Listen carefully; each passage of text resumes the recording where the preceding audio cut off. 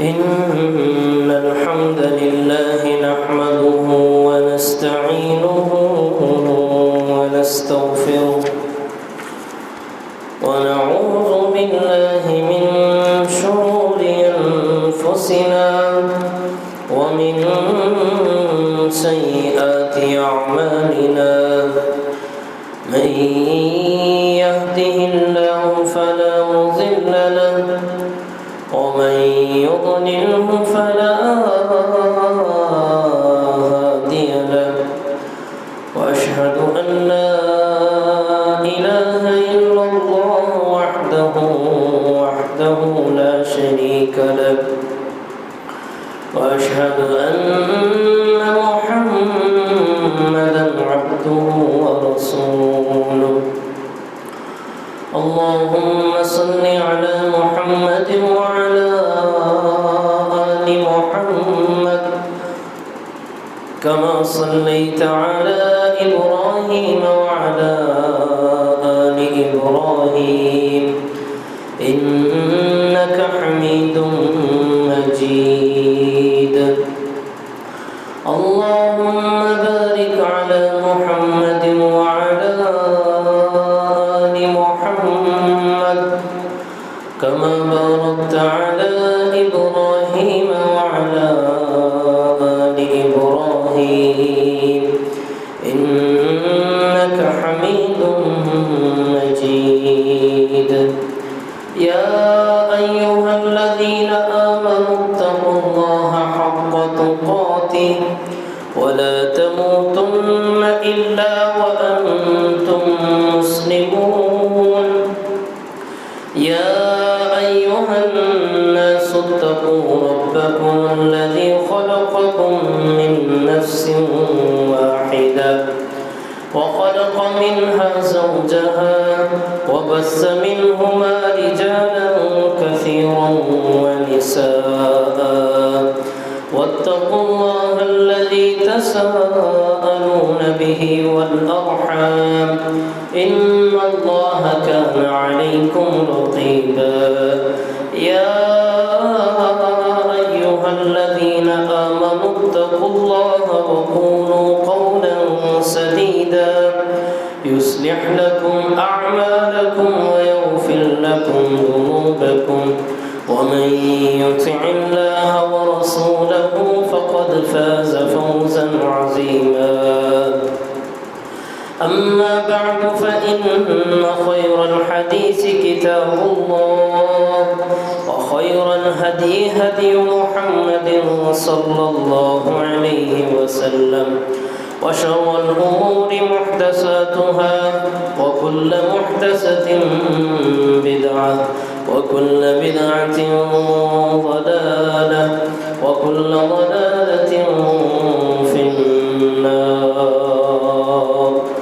قال الله سبحانه وتعالى في الكلام المجيد والفرقان الحميد أعوذ بالله من الشيطان الرجيم يا أيها الذين آمنوا أطيعوا الله وأطيعوا الرسول ولا تبطلوا أعمالكم رب اشرح لي صدري ويسر لي أمري واحلل عقدة من لساني يفقه قولي رب زدني علما رب زدني علما رب زدني فهما صدق الله العظيم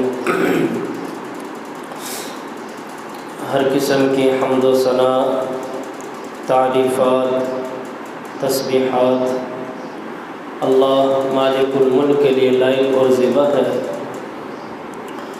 जो रब तआला पूरी कायनात का पालने वाला खालिक मालिक राज़िक तन्हा इक़्तिज़ात है।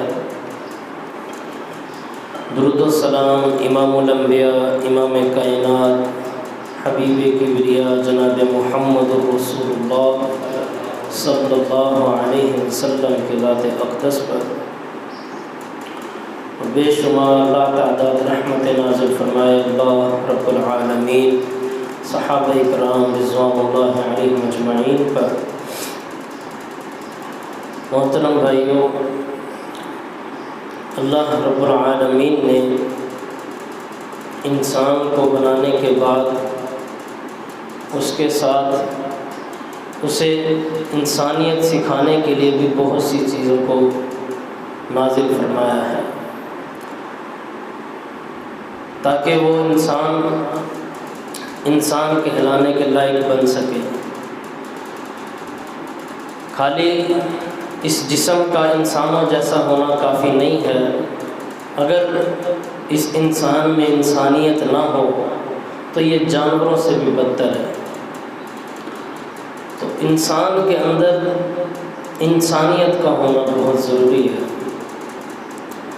انسانیت کے بغیر اس کے لیے نہ رشتے اہمیت رکھتے ہیں، نہ اخلاقیات اہمیت رکھتی ہیں، نہ ہی اس کے لیے اچھے الفاظ اہمیت رکھتے ہیں، بلکہ جب انسان میں انسانیت نہیں رہتی تو وہ مطلبی، سرکش، باغی، یہ چیزیں اس کے اندر داخل ہو جاتی ہیں کہ اب وہ اگر اپنی ہوس کو پورا کرنا ہے تو وہ حلال و حرام کی تمیز بھی نہیں کرے گا، اور اگر اسے مال چاہیے تب بھی وہ حلال و حرام کی تمیز نہیں کرے گا۔ اگر اسے کوئی چیز چاہیے تو پھر یہ نہیں دیکھے گا کہ اس میں کتنے لوگوں کا نقصان ہو رہا ہے، بلکہ وہ یہ چاہے گا کہ یہ چیز مجھے مل جائے۔ کیوں؟ کیونکہ وہ انسان ضرور ہے لیکن اس کے اندر انسانیت نہیں ہے۔ ایسے لوگوں کے بارے میں اللہ رب العالمین فرماتے ہیں کہ کل انعام بل ہم اضل سبیلا، کہ یہ چوپایوں کی مانند ہیں، جانوروں کی طرح ہیں، بلکہ ان سے بھی زیادہ گئے گزرے ہیں، ان سے بھی زیادہ راستہ بھٹکے ہوئے ہیں۔ تو جس انسان کے اندر انسانیت نہ ہو پھر وہ جانوروں سے بھی بدتر ہوتا ہے۔ اسی لیے ابو جہل بھی انسان تو تھا لیکن اس کے اندر انسانیت نہیں تھی، اس لیے آخری وقت تک بھی اس کے اندر سے وہ تکبر، وہ انا، وہ غرور، وہ اکڑ نہیں گئی، حتیٰ کہ اس کی گردن کٹ گئی تب بھی اس کی اکڑ نہیں گئی۔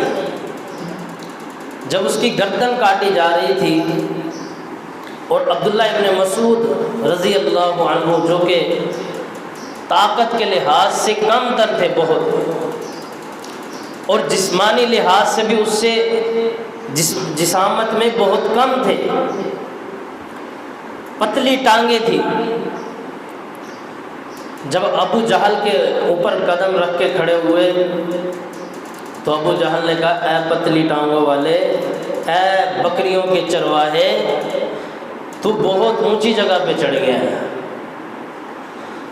تو عبداللہ ابن مسعود رضی اللہ عنہ نے اسے چپ کروایا، اور جب اس کی گردن کو کاٹنے لگے تو اس وقت بھی اس نے یہ کہا کہ میری گردن کو ذرا نیچے سے کاٹنا، کہ جب میں مر جاؤں، جب میرے سر کو لے جایا جائے تو پتہ چلے کہ کسی سردار کا سر تھا، کسی بڑے بندے کا سر ہے، یہ کسی عام انسان کا نہیں ہے۔ یعنی یہ اکڑ، یہ انا، یہ تکبر، یہ غرور، یہ انسان کو لے ڈوبتا ہے۔ اور اللہ رب العالمین فرماتے ہیں کہ تکبر تو میری چادر ہے، جس نے تکبر کیا اس نے میری چادر پہ ہاتھ ڈالا ہے۔ تو یہ بھی اخلاقیات کی کمی ہے، یہ بھی انسانیت کی کمی ہے۔ انسان اگر حرام کمانے لگتا ہے اس کے اندر 100 راستے ڈھونڈ لیتا ہے کہ جی کاروبار میں اگر جھوٹ نہیں بولیں گے تو کاروبار چلے گا کیسے؟ بغیر جھوٹ بولنے سے گاہک رکتا ہی نہیں ہے، بات ہی نہیں سنتا، جھوٹ بولنا پڑتا ہے۔ نہ جھوٹ بولے تو کمائی نہیں ہوتی۔ تو یہ لوگوں کی باتیں ہیں، جبکہ اللہ رب العالمین کا فتویٰ واضح، لعنت اللہ علی الکاذبین، جھوٹوں پہ اللہ کی لعنت ہے۔ اب یہ بھی کیا ہے؟ اخلاقیات کی کمی ہے، یہ بھی انسانیت کی کمی ہے۔ ایک شخص کے اندر انسانیت پیدا ہو ہی نہیں سکتی جب تک اس کے دل میں اللہ کا ڈر نہیں ہوگا۔ کچھ لوگ یہ سمجھتے ہیں کہ شاید اللہ پر ایمان لائے بغیر بھی انسان میں انسانیت ہو سکتی ہے، کہ جیسے غیر مسلم یا ملحد ہیں وہ بھی تو اچھے کام کرتے ہیں نا، ان کے اندر بھی تو اچھائیاں پائی جاتی ہیں، تو لہذا اچھا بننے کے لیے اللہ اور اس کے رسول پہ ایمان لانا کوئی ضروری کام نہیں ہے، معاذ اللہ۔ لیکن یہاں ایک بات یاد رکھیں، جب تک بندہ اللہ اور اس کے رسول پر ایمان نہیں لاتا تب تک وہ ایک اچھا انسان بن ہی نہیں سکتا۔ جب تک اس کے دل میں اللہ کا ڈر نہیں ہوگا تب تک سمجھ لیں اگر کوئی وہ اچھا کام بھی کر رہا ہے تو اس میں بھی اس کا کوئی مطلب چھپا ہوا ہے، وہ اللہ کی رضا کے لیے مخلص ہو کر نہیں کر رہا، اس کو کسی سے کوئی غرض نہیں۔ کسی کے ساتھ اچھائی جب کرتا ہے انسان جب اسے یہ پتہ ہوتا ہے کہ مجھے اس کا بدلہ ملنا ہے کل قیامت کے دن۔ اگر میں کسی کے ساتھ اچھا کروں گا کل قیامت کے دن میرا رب مجھے اس کا بدلہ دے گا، اور اگر میں کسی کے ساتھ برا کروں گا تو کل قیامت کے دن اللہ مجھے عذاب دے گا۔ اور اگر یہ ایمان نہیں ہے نا اللہ پر، اور پھر بھی ہم سمجھیں کہ کوئی بندہ بغیر ایمان کے بھی ہمارے ساتھ اچھا کرے گا سلوک، تو یہ ہم دھوکے میں ہیں۔ کوئی بندہ بھی بغیر مطلب کہ آپ کے ساتھ اچھائی نہیں کر سکتا حتیٰ کہ وہ اللہ پر ایمان لانے والا ہو، یہاں تک کہ وہ اللہ سے ڈرنے والا ہو۔ کوئی بے نمازی آپ کے ساتھ مخلص نہیں ہو سکتا۔ یہ سوچ چھوڑ دے کہ کاروباری ہو، آپ کہیں بھلے نماز نہیں پڑھتا، بھلے روزے نہیں رکھتا، بھلے اللہ سے نہیں ڈرتا، لیکن بندہ بہت اچھا ہے، انسان بہت اچھا ہے، لین دین کا بہت اچھا ہے، اور وہ اپنے رب کے ساتھ مخلص نہیں، جس رب کا اس نے کلمہ پڑھا ہے، جس رسول کا اس نے کلمہ پڑھا ہے، اس رب کے ساتھ مخلص نہیں جس نے اسے پیدا کیا۔ وہ تیرے ساتھ مخلص ہوگا، وہ تیرے ساتھ وفا کرے گا۔ یہ سوچ چھوڑ دے۔ بے نمازی اور جھوٹ بولنے والا اور اللہ کے حقوق کو چھوڑنے والا کبھی بھی وفادار انسان نہیں ہو سکتا۔ مطلب ہی ہوتا ہے یہ سیاستدان جو آتے ہیں ہمارے پاس ووٹ مانگنے کے لیے، یہ عام دنوں میں کہاں ہوتے ہیں؟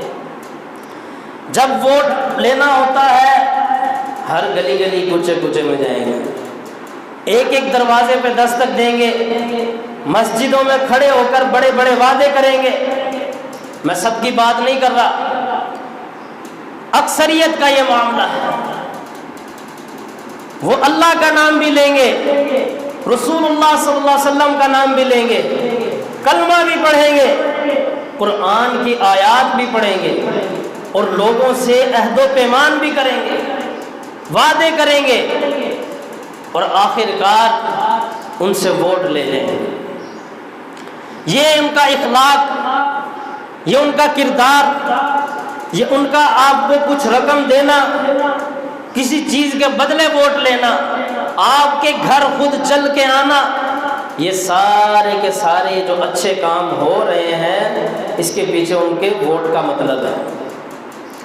ووٹ چاہیے، اللہ کا ڈر، اس کا خوف، اس کی رضا جب تک یہ بندے میں شامل نہیں ہوگی تب تک وہ آپ کے ساتھ وفادار مخلص نہیں ہو سکتا۔ کوئی بندہ بھی اللہ کا ڈر خوف جو نہیں رکھتا وہ کسی انسان کے ساتھ بھی وفا نہیں کر سکتا۔ جو رب کا نہیں ہے وہ کسی کا بھی نہیں ہے۔ تو میرا آج کا موضوع بھی یہی ہے، اخلاقیات، آداب۔ اگر ہم نے یہ چیزیں اپنے اندر پیدا کرنی ہیں تو پہلا کام ہمیں اپنے دل میں اللہ کا ڈر پیدا کرنا ہوگا۔ جب ہمارے دل میں اللہ کا ڈر پیدا ہوگا تب ہم اخلاقیات کو بھی سمجھیں گے۔ بہت لوگ نیکی پہ چلنے لگتے ہیں لیکن ان کے آڑے جو چیز آ جاتی ہے وہ ان کی انا آ جاتی ہے، ان کا تکبر انہیں مار دیتا ہے، ان کا غرور انہیں مار دیتا ہے، ان کی میں انہیں مار دیتی ہے۔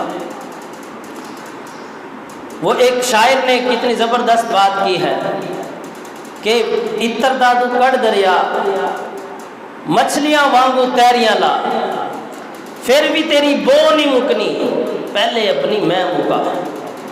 یعنی اگر تم خوشبوؤں کے دریا بھی چلا دو، اتر کے دریا بہا دو اور اس کے اندر تم ڈوب جاؤ، تیریاں لگاؤ، خوب نہاؤ، اس کے بعد باہر نکلو، پھر بھی تمہارے اندر سے بو آئے گی، بدبو آئے گی رب کو، اللہ کو پھر بھی تم خوشبودار انسان نہیں لگو گے۔ کیوں؟ کیونکہ تمہارے اندر میں انا ہے کہ میں ہی ہوں۔ یہ تکبر، یہ انا اللہ کو یہ پسند نہیں ہے۔ اللہ کو تو عاجزی پسند ہے، انکساری پسند ہے۔ تو سب سے پہلے اپنے اندر سے ہمیں چاہیے کہ اس انا کو ختم کریں، اس میں کو ختم کریں۔ اگر یہ ختم نہیں ہوتی تو پھر بندہ کتنا ہی بڑا عالم دین کیوں نہ ہو، یہ انا اس کو لے ڈوبے گی، یہ میں اس کو لے ڈوبے گی۔ شیطان کے پاس کیا نہیں تھا؟ ابلیس کے پاس سب کچھ تھا، لیکن اسے جس چیز نے ڈبو دیا وہ یہ الفاظ تھے کہ اللہ رب العالمین نے شیطان کو حکم دیا کہ آدم علیہ السلام کو سجدہ کرو۔ آگے سے اس نے جواب کیا دیا، اس نے کہا میں اس مٹی کو سجدہ کروں جو نیچے بیٹھی رہتی ہے، اور میں آگ کا بنا ہوا ہوں، آگ جب جلتی ہے تو اوپر جاتی ہے، میں اس سے بلند ہوں، میں اس سے بڑا ہوں۔ اس میں نے اس کو برباد کر دیا، تباہ کر دیا، گمراہ کر دیا، شیطانوں کا سردار بنا دیا، گمراہوں کا سردار بنا دیا، سرکشوں کا سردار بنا دیا، باغیوں کا سردار بنا دیا۔ کہاں وہ فرشتوں کا سردار بنا پھرتا تھا، ایک میں نے اس کو مار دیا۔ تو یہ جب میں آ جائے نا، یہ پھر ساری کی ساری بندے کی خصوصیات، اس کی اچھائیاں، یہ سب کچھ لے ڈوبتی ہے۔ تو سب سے پہلی چیز اپنے اندر سے میں کو ختم کریں، انا کو ماریں۔ اور میں کب ختم ہوگی، انا کب ختم ہوگی؟ کہ جب ہم ان اخلاقیات پہ عمل کریں گے، بچوں سے محبت، شفقت، پیار۔ ایک شخص آیا نا رسول اللہ صلی اللہ علیہ وسلم کے پاس، یہی میں والا، انا والا، اپنے آپ کو کچھ سمجھنے والا۔ آج ہم نے بھی بہت سے ایسے لوگ دیکھے ہیں نا، بچوں کو نہیں اٹھاتے گود میں، پیار نہیں کرتے۔ بھئی ہماری ایک اپنی میں ہے، ہمارا ایک اپنا اسٹائل ہے، کاٹن کا سوٹ پہنا ہوا ہے، مونچھیں رکھی ہوئی ہیں، داڑھی شیو کروائی ہوئی ہے، ایک میں، ایک انا، ایک ہمارا بھی انداز ہے۔ بچوں کو بھی گود میں نہیں اٹھاتے، پیار نہیں کرتے، چومتے نہیں۔ تو ایک شخص رسول اللہ صلی اللہ علیہ وسلم کی خدمت میں حاضر ہے، کوئی دیہاتی تھا۔ اب وہ دیکھ رہا آپ صلی اللہ علیہ وسلم کے پاس بچہ آیا نا، آپ صلی اللہ علیہ وسلم نے اس کو گود میں اٹھایا، آپ صلی اللہ علیہ وسلم نے اس کا بوسہ لیا، اسے چوما، اسے پیار کیا، اس کے ساتھ کھیلے۔ اس نے کہا اے اللہ کے رسول صلی اللہ علیہ وسلم، میرے 10 بچے ہیں، 10 بچے ہیں میرے، لیکن میں نے آج تک کسی کو پیار نہیں کیا، کسی کو چوما نہیں۔ رسول اللہ صلی اللہ علیہ وسلم نے اس کی طرف ایسے حیا کی نگاہوں سے دیکھا۔ آپ صلی اللہ علیہ وسلم نے فرمایا یہ تو رحم دلی ہے، اللہ کی مہربانی ہوتی ہے، یہ رحم تو اللہ کی دین ہے، اللہ جس کے دل میں ڈال دے۔ اب اللہ نے تیرے دل سے یہ رحم نکال دیا ہے تو اس میں کیا کر سکتا ہوں؟ میرے دل میں تو اللہ نے رحم ڈالا ہے، محبت ڈالی ہے، شفقت ڈالی ہے، الفت ڈالی ہے، پیار ڈالا ہے، یہ اللہ کی دین ہے۔ یہ انا اور یہ تو تیرا کام ہی نہیں تھا، یہ تو رب کا کام تھا۔ رب کا تکبر تو سمجھ آتا ہے کہ وہ سب کا بادشاہ ہے، کہ اس کے ہاتھوں میں بادشاہی ہے۔ یہ آسمان و زمین کل قیامت کے دن اس کے ہاتھوں میں ہوں گے۔ اس کا تکبر کرنا، اس کا بڑائی بیان کرنا، اس کی تعریف بیان کرنا، اس کے لیے سبحان اللہ کہنا تو سمجھ آتا ہے۔ یہ ایک نطفے کی پیداوار، یہ تکبر کرے، یہ انا کرے، یہ غرور کرے کہ جس کی ایک آنکھ پھٹ جائے تو ساری زندگی کے لیے محتاج، جس کی ایک ٹانگ ٹوٹ جائے تو ساری زندگی کے لیے دوسروں کا محتاج۔ یہ جب انا کرے، یہ میں آ جائے تو اللہ اس کو ذلیل کرتا ہے، اس کو رسوا کرتا ہے۔ اسی لیے رسول اللہ صلی اللہ علیہ وسلم نے سب سے پہلا اخلاق ہمیں یہ سکھایا ہے کہ محبت کے ساتھ اپنے اندر رحم دلی پیدا کرو، اس انا کو ختم کرو۔ کچھ لوگ بیٹیوں کو پیار نہیں کرتے، بیٹیوں کے گھر نہیں جاتے، ان کے سر پہ ہاتھ نہیں رکھتے۔ جب رسول اللہ صلی اللہ علیہ وسلم کے گھر حضرت فاطمہ رضی اللہ عنہا آتی، یہ بھی رسول اللہ صلی اللہ علیہ وسلم نے اخلاق سکھایا۔ اب عربوں کے اندر بھی بیٹیوں کو کہاں اہمیت دی جاتی تھی، بیٹیوں کو کہاں محبت سے دیکھا جاتا تھا، بلکہ دیکھا جاتا تھا یہ ہماری عزت خراب کرے گی، معاذ اللہ، یہ تو ہمارا امیج دنیا میں خراب کر دے گی، لوگ ہمیں تانے دے دے کے مار دیں گے کہ تیرے گھر بیٹی ہو گئی ہے۔ اس معاشرے میں جو رسول اللہ صلی اللہ علیہ وسلم نے کر کے دکھایا، اللہ کی قسم ایک بہت بڑے دل والا یہ کر سکتا ہے، اور کسی کے بس کی بات نہیں ہے۔ ایک بڑے جگرے والا یہ کام کر سکتا ہے کہ جہاں بیٹی کو ایک گالی سمجھا جاتا ہو، وہاں رسول اللہ صلی اللہ علیہ وسلم کا کردار دیکھیں کہ صحیح بخاری اور صحیح مسلم میں حدیث آتی ہے، حضرت فاطمہ رضی اللہ تعالیٰ عنہا رسول اللہ صلی اللہ علیہ وسلم کے سب سے زیادہ مشابہ تھی، کلام کرنے میں، سلام کرنے میں، چلنے میں۔ حدیث یہاں سے شروع ہوتی ہے۔ اور پھر آپ حضرت فاطمہ کرتے کیا اور آپ صلی اللہ علیہ وسلم کیا کرتے، دونوں کا کیا کردار ہوتا تھا؟ حدیث کے راوی کہتے ہیں جب آپ صلی اللہ علیہ وسلم کے گھر حضرت فاطمہ رضی اللہ تعالیٰ عنہا آتی، رسول اللہ صلی اللہ علیہ وسلم کھڑے ہو جاتے ہیں، بیٹی کو دیکھ کے کھڑے ہو گئے۔ ہم بیٹھے رہتے ہیں، کوئی بھی آ رہا ہے بیٹھے ہیں، خدا کے سلام کرے گا، ہم نے کیا لینا دینا؟ یہ آج ہمارا اخلاق ہے۔ اور رسول اللہ صلی اللہ علیہ وسلم وقت کے پیغمبر، نبیوں کے امام، ان کی بیٹی آ رہی ہے فاطمہ رضی اللہ تعالیٰ۔ رسول اللہ صلی اللہ علیہ وسلم بیٹھے ہوئے تھے، کھڑے ہو گئے۔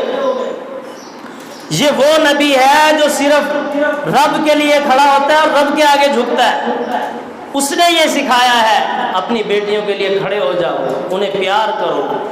پھر کیا کرتے رسول اللہ صلی اللہ علیہ وسلم؟ اپنی جگہ کو چھوڑتے، وہاں چادر کو بچھاتے، پھر حضرت فاطمہ رضی اللہ تعالیٰ عنہا کو اپنی جگہ پہ بٹھاتے۔ یہ رسول اللہ صلی اللہ علیہ وسلم کی محبت۔ اور اسی حدیث میں آتا ہے رسول اللہ صلی اللہ علیہ وسلم ان کے ماتھے کا بوسہ لیتے، پیار کرتے اپنی بیٹی کے ماتھے پہ، اور پھر انہیں اپنی جگہ پہ بٹھاتے کہ میری بیٹی یہاں بیٹھے۔ یہ رسول اللہ صلی اللہ علیہ وسلم کا اخلاق تھا۔ اور پھر حدیث کے اگلے الفاظ ہیں کہ جب آپ صلی اللہ علیہ وسلم جاتے اپنی بیٹی فاطمہ کے گھر رضی اللہ تعالیٰ عنہ، تو بیٹی فاطمہ بھی یہی کام کرتی کہ آپ صلی اللہ علیہ وسلم کے لیے کھڑی ہو جاتی، اپنی جگہ کو چھوڑ دیتی، اپنی جگہ پر کپڑے کو بچھاتی، آپ صلی اللہ علیہ وسلم کے ماتھے کا بوسہ بھی لیتی، اور پھر آپ صلی اللہ علیہ وسلم کو اپنی جگہ پہ بٹھاتی۔ اب یہ حضرت فاطمہ نے کس سے سیکھا رضی اللہ تعالیٰ عنہ؟ یہ کام کس سے سیکھا؟ محمد رسول اللہ صلی اللہ علیہ وسلم سے۔ یعنی جیسا ماں باپ کرتے ہیں اولاد بھی ویسی کرتے ہیں۔ اگر آج آپ اپنے بچوں کو پیار دیں گے، ان کے لیے کھڑے ہوں گے، ان کو جگہ دیں گے، محبت سے پیش آئیں گے، کل کو آپ بزرگ ہوں گے تو آپ کی اولاد بھی آپ سے ویسی محبت کرے گی، اسی طرح پیار کرے گی۔ انہیں پتہ ہوگا کہ آج ہم نے، لوگ سوچتے ہیں اور میں نے خود اپنی آنکھوں سے دیکھا ہے کہ یار فلاں شخص آ رہا ہے، اس کے لیے کیا کرنا چاہیے، فلاں شخص آ رہا ہے، کیا بنانا چاہیے، کیا پروٹوکول دینا چاہیے، کس طرح عزت کرنی چاہیے. یہ لوگوں کے سوال پیدا ہوتا ہے دماغ میں کہ فلاں کے لیے کیسے عزت ہونی چاہیے، فلاں کے لیے کیسے احترام ہونا چاہیے. جیسے اس نے ہمارے ساتھ کیا ہوگا ہم بھی اس کے ساتھ ویسے کریں. آج لوگ کہتے ہیں نا، ہم فلاں کے گھر گئے تھے، اس نے ہماری عزت نہیں کی، ہمیں کھانا نہیں کھلایا، یہ نہیں کیا، اب وہ بھی آ گئے، ہم بھی ان کے ساتھ ایسے ہی کریں گے، اور پھر ویسے ہی رویہ اختیار کرتے ہیں. تو جیسا آپ اپنی اولادوں کے ساتھ رویہ رکھیں گے، جو انہیں سکھائیں گے وہی وہ آپ کے ساتھ کریں گے. پیار، محبت، شفقت، الفت، احترام، جگہ کا چھوڑنا، کھڑے ہو جانا، اپنی جگہ پہ بٹھانا، یہ ہے محبت. اب جب بندے کے اندر یہ چیز تب پیدا ہوتی ہے جب اس کی انا نہ ہو، جب اس میں تکبر نہ ہو، جب اس میں میں نہ ہو، جب اس میں غرور نہ ہو. ایک حدیث میں آتا ہے، اب میں یہ رسول اللہ صلی اللہ علیہ وسلم کا مزاج آپ کو بتا رہا ہوں. آپ صلی اللہ علیہ وسلم سلام بار بار کرتے ہیں. ایک حدیث میں آتا ہے رسول اللہ صلی اللہ علیہ وسلم بچوں کے پاس سے گزرے، بچوں کے پاس، تو آپ بچوں کے پاس سے گزرے تو آپ نے انہیں بھی السلام علیکم ورحمۃ اللہ کہا. پھر بچوں نے جواب دیا. یعنی ایک اتنا بڑا وقت کا پیغمبر، نبیوں کے امام، جس نے اتنی بڑی امپائر کھڑی کی ہو، اتنا بڑا رقبہ فتح کیا ہو، جس نے غزوہ خیبر کیا ہو، غزوہ خندق کیا ہو، غزوہ بدر ہو، غزوہ احد ہو، یہ سارے بڑے بڑے غزوے جس نے لڑے ہوں، جس نبی کے ایک مہینے کی مسافت پر جو لوگ رہتے ہیں وہ بھی روب میں اور دبدبے میں ہوں، وہ نبی جب بچوں کے پاس سے گزرے کہ کہے بچوں السلام علیکم. یہ ہے اخلاق، یہ ہے پیار، یہ ہے محبت کہ طاقت بھی ہے، ہمت بھی ہے، بہادری بھی ہے، مال بھی ہے، شہرت بھی ہے، فتح بھی ہے، زمینیں بھی ہیں، لوگ بھی ہیں، سب کچھ موجود ہے، پھر بھی انا نہیں ہے، میں نہیں ہے، تکبر نہیں ہے، غرور نہیں ہے. تو یہ میرے بھائیوں سب سے پہلا جو اخلاق ہمیں اپنانا چاہیے، جو اپنی تربیت کرنی چاہیے، وہ اپنے اندر سے انا ختم کرنا. تو انا ختم کرنے کا پہلا طریقہ کیا کہ پیار، محبت، شفقت بچوں کے ساتھ، چھوٹوں کے ساتھ، وہ میں نے آپ کو عمل بتایا کہ اپنی بیٹیوں کے ساتھ، اپنے بیٹوں کے ساتھ، اپنے بچوں کے ساتھ، غیر کے بچوں کے ساتھ. جب یہ ہمارے اندر لوگ بچوں کے لیے محبت پیدا ہوگی تو ہمارے اندر سے خود انا ختم ہوگا. دوسرا، بڑوں کا احترام، بڑوں کا احترام کرنا سیکھیں.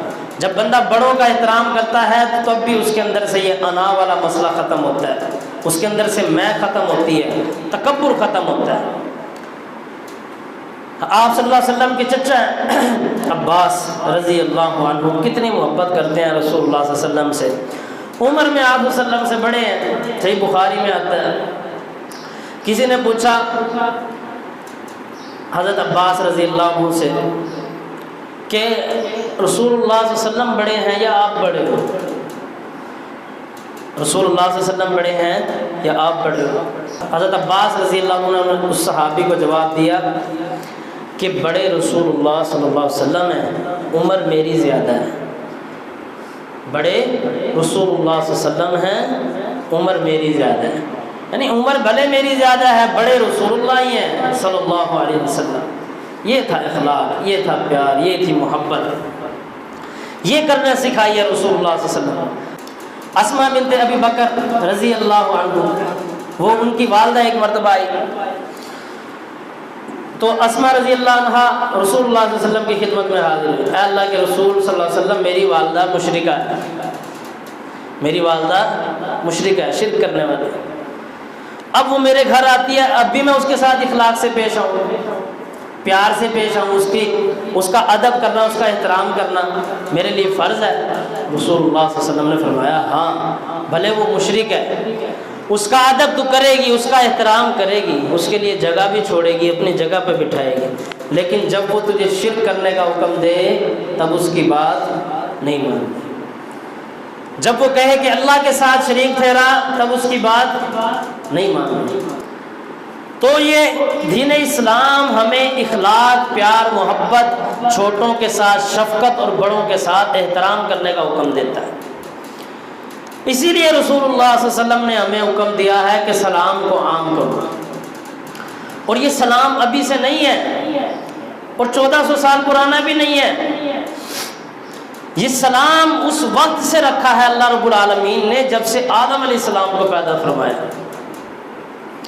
صحیح بخاری اور صحیح مسلم کی حدیث ہے کہ رسول اللہ صلی اللہ علیہ وسلم فرماتے ہیں، حضرت ابو ہریرہ رضی اللہ عنہ سے حدیث کے راوی ہیں، کہ جب آدم علیہ السلام کو پیدا کیا گیا نا، اللہ رب العالمین نے انہیں 60 ہاتھ لمبا بنایا، 60 ہاتھ لمبائی تھی۔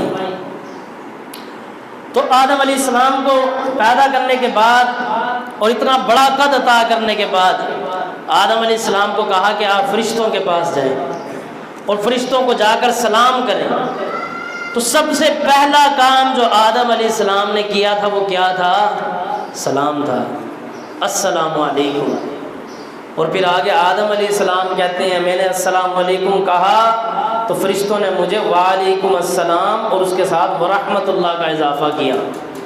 کہ اس وقت کی بات بتا رہے ہیں آپ، ہزاروں سال پرانی بات، جب آدم علیہ السلام کو پیدا کیا گیا، یہ اس وقت سے چلا آ رہا ہے۔ پھر رسول اللہ صلی اللہ علیہ وسلم فرماتے ہیں کہ جب لوگوں کو جنت میں داخل کیا جائے گا تو وہ آدم علیہ السلام کی ہی صورت پر ہوں گے، یہی ان کا قد کاٹ ہوگا۔ اور پھر جنت میں بھی جب بندہ داخل ہوگا سب سے پہلا کلمہ وہ یہی سنے گا، السلام علیکم۔ فرشتے اس کو سلام کریں گے، اہلاً و سہلاً، مرحبا کہیں گے۔ یہ ہے سلام، محبت پیدا کرنے والا۔ رسول اللہ صلی اللہ علیہ وسلم کا فرمان ہے کہ آپس میں محبت پیدا کرتا ہے یہ اسلام، السلام علیکم ورحمۃ اللہ کہنا۔ پھر آپ نے فرمایا کہ یہ سلام ضمانت ہے کہ ایک بندہ جب کسی کو کہہ دیتا ہے نا السلام علیکم ورحمۃ اللہ، اس کا مطلب ہے کہ اس نے اسے کہا ہے کہ تیری جان بھی مجھ سے محفوظ ہے، تیرا مال بھی مجھ سے محفوظ ہے، تیری عزت بھی مجھ سے محفوظ ہے۔ یعنی میں نے تجھے سلام کر دیا، اس کا مطلب یہ ہے کہ اب میں تجھے نقصان پہنچا سکتا نہیں۔ سلام ضمانت ہے، گواہی ہے، ایک بندے کا نظریہ پیش کرتا ہے سلام۔ تو رسول اللہ صلی اللہ علیہ وسلم نے ہمیں سلام کرنے کا حکم دیا ہے۔ پھر آپ صلی اللہ علیہ وسلم نے بندے کو، مومن پہ 6 حقوق گنوائے ہیں کہ مومن پر 6 حق ہیں۔ ان میں سے ایک حق یہ بھی ہے کہ وہ جب آپس میں ملاقات کریں، ملیں تو وہ کیا کہیں؟ السلام علیکم ورحمۃ اللہ۔ پھر ایک حدیث میں آتا ہے، رسول اللہ صلی اللہ علیہ وسلم کا فرمان ہے، یہ آپ کو اخلاقیات کی وجہ سے بتا رہا ہوں، آج لوگ کاروبار میں، لین دین میں یا جب ملتے ہیں اس چیز کا خیال ہی نہیں کرتے کہ بات شروع کرنے سے پہلے ہم نے سلام کرنا ہے۔ رسول اللہ صلی اللہ علیہ وسلم کا فرمان ہے، جو بندہ بات شروع کرے اور سلام نہ کرے ایسے بندے کی بات ہی نہ سنو۔ جو بات کے شروع میں سلام نہ کرے ایسے شخص کی بات ہی نہ سنو۔ تو یہ بات کرنے کا طریقہ کار ہے کہ جب بھی آپ نے بات کا آغاز کرنا ہے، جب ملاقات ہوئی ہے، سب سے پہلے آپ السلام علیکم کہیں گے۔ تو جو بندہ السلام علیکم ورحمۃ اللہ نہیں کہتا اور بات شروع کر دیتا ہے، آپ اس کو ٹوکیں، بتائیں کہ بھائی پہلے سلام دعا تو کر لے، حال بات تو لے، کون سا بھاگے جا رہے ہیں، کون سی قیامت آ رہی ہے؟ قیامت بھی آ گئی تو تب بھی تجھے جنت میں اگر مل بھی گئی تب بھی یہی سبق دیا جائے گا کہ اندر جاتے ہوئے پہلے السلام علیکم کا جواب دینا ہے۔ یہ سلام وہ چیز ہے، عام بات نہیں ہے۔ پھر رسول اللہ صلی اللہ علیہ وسلم کا فرمان ہے کہ تم اس وقت تک جنت میں داخل نہیں ہو سکتے جب تک تم مومن نہیں بن جاتے، اور تم اس وقت تک مومن نہیں بن سکتے جب تک تم باہم آپس میں ایک دوسرے سے محبت نہیں رکھتے، اور تم اس وقت تک ایک دوسرے سے محبت نہیں کر سکتے جب تک تم ایک دوسرے کے ساتھ سلام نہیں کرتے۔ کہاں سے بات رسول اللہ صلی اللہ علیہ وسلم نے چلائی اور حل کیا بتایا؟ السلام علیکم۔ کہ مومن اس وقت تک ہو نہیں سکتے جب تک باہم محبت نہیں کرتے، اور باہم محبت تب تک نہیں ہو سکتی جب تک ایک دوسرے کو سلام نہیں کریں گے۔ یہ رسول اللہ صلی اللہ علیہ وسلم کا فرمان ہے۔ پھر اگلی حدیث میں رسول اللہ صلی اللہ علیہ وسلم نے باقاعدہ ایک طریقہ کار بھی سمجھایا، اخلاقیات سکھلائی ہیں کہ کیسے چلنا ہے، کس نے کس کو سلام کرنا ہے۔ ہم کہتے ہیں نا میں بیٹھا ہوا تھا، اس کو چاہیے تھا آگے مجھ سے سلام کرتا، یا میں جا رہا تھا میں اس سے بڑا، میرا لیول زیادہ اسے چاہیے تھا میرے پاس آ کے سلام کرتا، میں اس کا نوکر ہوں، اس کے پاس جا کے سلام کروں۔ تو رسول اللہ صلی اللہ علیہ وسلم نے طریقہ کار سمجھا دیا کہ کس کو کس نے سلام کرنا ہے، کس نے پہل کرنی ہے، اور پہل کرنے کا کیا جواب ہے۔ رسول اللہ صلی اللہ علیہ وسلم کا فرمان ہے کہ جو سوار ہے وہ پیدل چلنے والے کو سلام کرے۔ ایک بندہ سواری پہ جا رہا ہے، سائیکل پہ، موٹر سائیکل پہ جا رہا ہے، کار میں جا رہا ہے، کسی بھی سواری پہ، اور ایک بندہ پیدل جا رہا ہے۔ اب وہ سائیکل پہ آیا ہے تو سائیکل پہ آنے والے کو چاہیے کہ اس کو سلام کرے، اس کو سلام کرتا جائے۔ تو پیدل والے کو سوار سلام کرے گا، اور جو بندہ بیٹھا ہوا ہے اسے پیدل چلنے والا سلام کرے گا۔ پھر رسول اللہ صلی اللہ علیہ وسلم نے فرمایا پیدل چلنے والا بیٹھے ہوئے کو سلام کرے گا، یعنی ایک بندہ بیٹھا ہوا ہے اور ایک آنے والا ہے، تو جو آنے والا ہے وہ سلام کرے گا، اس کا یہ حق ہے کہ وہ سلام کرے، اور جو بیٹھا ہوا ہے اس کا حق بعد میں۔ اور پھر رسول اللہ صلی اللہ علیہ وسلم نے فرمایا ہے کہ جو قلیل ہیں وہ کثیر کو سلام کرے گا، یعنی جو تھوڑے بندے ہیں وہ زیادہ کو سلام کرے۔ اب ایسا نہیں ہے ایک بندہ آیا ہے یا 2-3 بندے آئے ہیں، آگے 50 بندے بیٹھے ہوئے ہیں، اب وہ 50 ان 2-3 کو بار بار ملے، سلام کرے، نہیں، یہ طریقہ کار نہیں ہے، بلکہ وہ جو تھوڑی تعداد آئی ہے، 2 ہیں، 3 ہیں، 5 ہیں، اور جو بیٹھے ہوئے ہیں، جو موجود ہیں وہ زیادہ ہیں، تو وہ جو تھوڑے آئے ہیں ان کا فرض بنتا ہے کہ وہ سلام کہیں، اور اگر وہ سلام کہہ دیتے ہیں پھر رسول اللہ صلی اللہ علیہ وسلم کا یہ بھی فرمان ہے کہ جو بڑی تعداد بیٹھی ہے لوگوں کی، ان میں سے کوئی ایک بندہ بھی سلام کا جواب دے دے تو سب کی طرف سے سلام کا جواب ہو گیا۔